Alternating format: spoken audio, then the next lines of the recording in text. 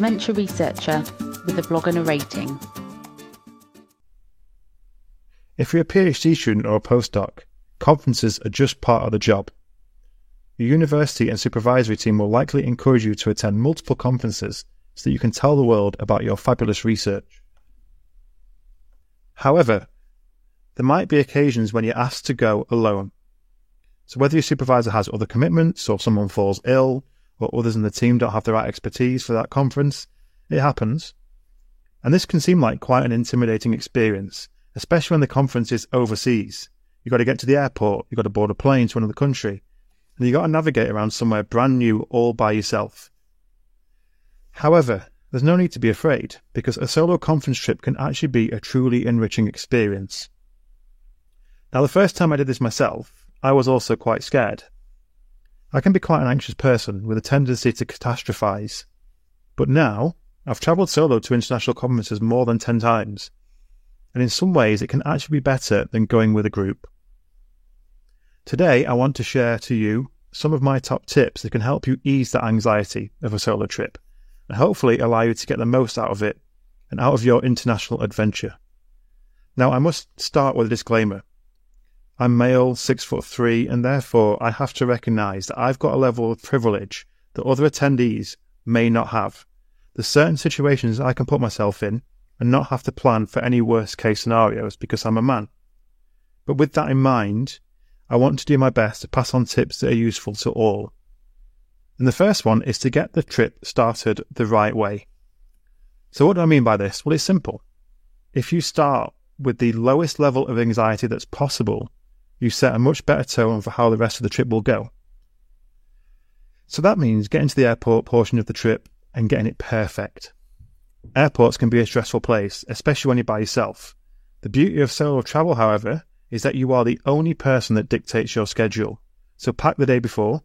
If you have a carry-on, make sure you comply with the liquids rules and get to the airport 1 hour earlier than recommended for your flight. Because you've got two choices. You can either wait an hour at home and then leave, potentially be stressed, or leave 1 hour early and wait on the right side of that stressful security check with a coffee or wine, with the knowledge that all you have to do now is walk to your flight. And that sounds much nicer, doesn't it? Now, the second is to sort out an eSIM before you go. So we hear a lot of bad things about mobile phones, and a lot of the time the criticism is justified. But when you're travelling solo, your phone is a great mental and social crutch. That is, a crutch that you're going to need for your trip. There's a level of comfort that comes from knowing that no matter where you are in the world, you have the ability to contact people, find a route back to your hotel, find an interesting place nearby, or book a taxi right at your fingertips. But beyond practicalities, your phone can also help you stay socially connected while travelling alone, whether it's joining virtual communities, engaging with other conference attendees on social media, or simply sharing updates with friends and family.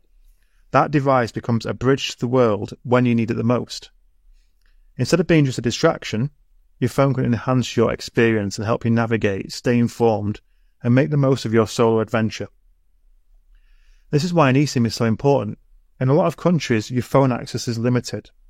If you get an eSIM, it will work just like it does at home.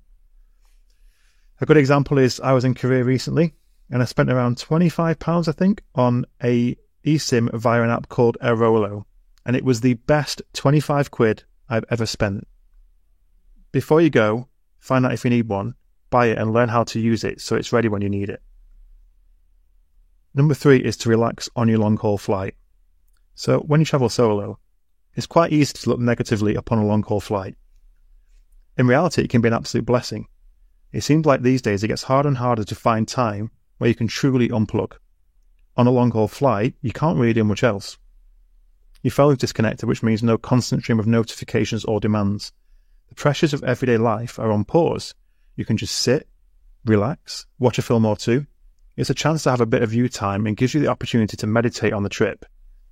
What I like to do is get a Lonely Planet travel guide to wherever I'm going in the airport, so that in this downtime I can earmark some touristy stuff to do around the conference. On top of that, a flight can spark inspiration. Sometimes just sitting with nothing but a view of the sky inspires creative thinking or allows for mental clarity. In a way, the long-haul flight transitions from being an inconvenience to a form of freedom. It's a space to recharge, reconnect with yourself, and truly unplug in a way that's hard to find in our constantly connected lives. Number 4 is to arrive a few days before the conference and get to know the area, because this brings multiple advantages. Firstly, anxiety about a solo conference trip is commonly a result of fear of the unknown. If you're heading somewhere totally new by yourself, then getting there a few days early and checking into your hotel allows you time to establish a base camp, a place you can retire to each evening that's familiar and comfortable. You now have a few days to go and see where the conference venue is and work out the easiest way to get there that causes you the least amount of stress. Furthermore, you've got time to get over any jet lag and enjoy the experience of being in somewhere totally new. You can go and see some of those tourist attractions you might have looked at on the flight, try the local cuisine, generally get accustomed to this new part of the world. By the time the conference starts, you'll be going in from a position of comfort, not one of anxiety. And in my opinion, that's the best way to do it. And number 5 is speak to people and ask them questions. I could spend another 10 pages with travel tips, but I'll end on one that I think could be the most important to your trip.